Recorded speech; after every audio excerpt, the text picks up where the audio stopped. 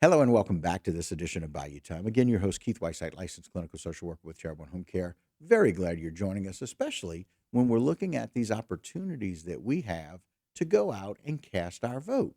And so it's election time, and we know that November 18th is the option to do that, but you can also do some early voting.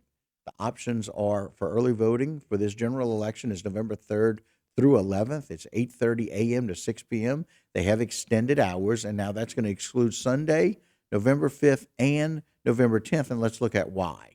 And so we know that we're not going to be able to vote on those days because of some of the events that we have in our area. So they're closed on Sunday. They're going to be closed on Veterans Day, and of course, they're closed on Election Day. So early voting hours again, 8:30 to 6 p.m., and you can go and do that. And what is it that we're really looking for? There's a number of amendments that we wanted to spend a little time just sharing with you about. So for this November 18th election, Amendment 1, and we went over to the Public Affairs Research Council, PAR, to look these up. I want to let you know that Amendment 1 is deadlines to veto bills and rules for veto sessions. I want to tell you a little bit more about that. So a vote for this would allow lawmakers to try to override a governor's bill rejections without calling a separate veto session if they are already in a legislative session, and add further details about the deadlines for a governor to veto the bills. Now, a vote against would require lawmakers trying to override a governor's bill rejections to hold a separate veto session if these vetoes came in a legislative session that has ended, and keep the current rules for a governor to issue the bill votes.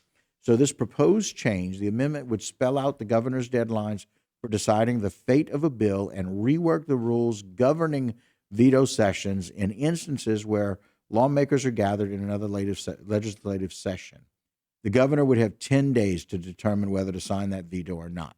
So the argument for would be writers of the Louisiana Constitution didn't anticipate a governor or lawmakers would call so many special sessions in a term, so they didn't properly account for how to apply bill veto rules across multiple sessions when they fall close together.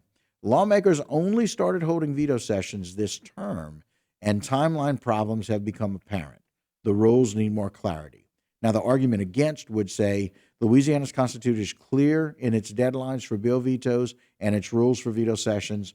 No need exists to add extra details and more words to an already cluttered document.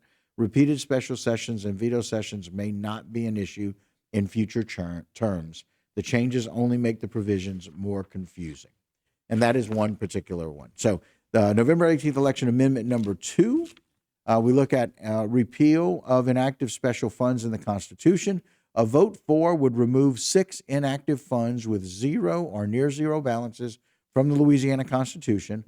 A vote against would keep those 6 inactive funds with zero or near zero balances in the Louisiana Constitution. So again, that one's a little bit easier to see. The inactive funds that would be removed are the Atchafalaya Basin Conservation Fund, Higher Education Louisiana Partnership Fund, Millennium Leverage Fund, Agriculture and Seafood Products Support Fund, First Use Tax Fund, and Louisiana Investment Fund for Enhancement.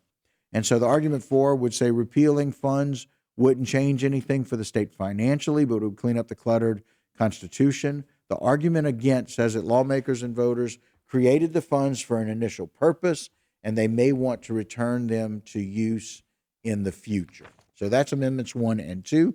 We go to amendment number 3, which is property tax exemptions for first responders.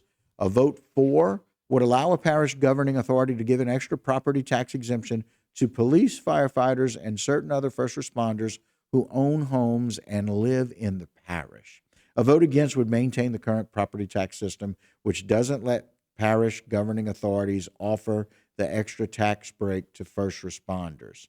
The argument for this would say that granting an additional property tax break can help recruit and retain people in needed first responder jobs, and areas with severe shortages of police officers are searching for more ways to draw people to the work. Making the positions more attractive to potential employees can improve public safety. The parish governing authority, which relies on money for the property tax for its operations and services to residents, will make the decision whether to lessen its collections. The argument against says that special property tax breaks erode the dollars available to local government to provide needed services and shift the tax burden to fewer taxpayers. So that is election amendment number 3. Election number 4, amendment 4, rule changes for the Revenue Stabilization Trust Fund. A vote for would tighten the rules on allowed use of a 7-year-old state trust fund that collects dollars from corporate tax collections and oil and gas production in Louisiana. A vote against would maintain broad rules for emergency use of the 7-year-old state trust fund that collects dollars from corporate tax collections and gas production in Louisiana. The proposed change says that the amendment would remove the provision allowing withdrawals of any amount up to the full balance from the Revenue Stabilization Trust Fund in an undefined emergency with a 2/3 legislative vote and replace it with more restrictive language involving budget deficits. So wanted to let you know the argument for this one. The Revenue Stabilization Trust Fund was created to bring more certainty to state budgeting and give lawmakers a financing source for needed infrastructure projects. The argument against would say that Louisiana locks up too much money in constitutionally protected accounts that limit lawmakers' ability to respond to the state's changing needs and circumstances. And so that is just a review of the amendments that are coming up for this November 18th election. And just a reminder that you can do early voting as well. You can get all of that information on the parish's website. We thank you for joining us here on this edition of Bayou Time. Don't go anywhere. A whole lot more local programming right here on HTV.